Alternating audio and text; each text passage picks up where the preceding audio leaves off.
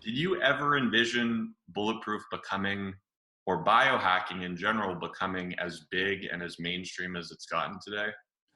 Oh, I knew biohacking was going to be mainstream. I did that very consciously and deliberately. I didn't trademark the word.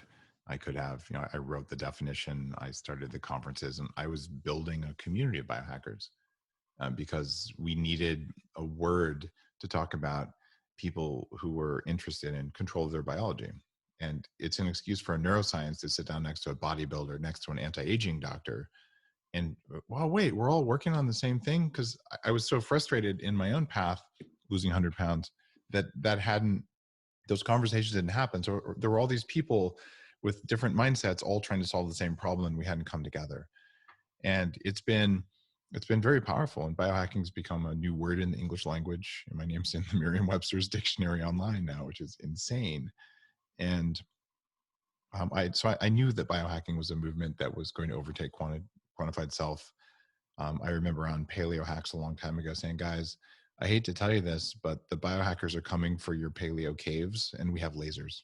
Like, you have to use technology along with this ancestral stuff. The ancestral stuff is directionally right, but they didn't have mass spectrometers in caves. We can do better. And so here we are, and biohacking's happened. With Bulletproof, look, I made $250,000 a year as a VP at a big company with stock options, and I had 2 young kids. I didn't need to start a company. I started the blog knowing that if 5 people read the blog and avoided all the crap that I went through, being really heavy, chronic fatigue syndrome, and just all the suffering that was unnecessary is from just having bad information. Like, look, if 5 people read this, they dodge the bullet. I have done a solid, and I just feel like it's morally worth it. Keep in mind, I've run an anti-aging nonprofit for 15 years that shares this kind of information for free. When the blog took off, I said, I'm having a hard time finding clean coffee. I got to solve this problem. So I went out there and I sourced some coffee, and I said, the market size for clean coffee was 0. No one's ever heard of it. And I thought maybe 100 people will do this with me, and I can spend my $10,000 on lab tests.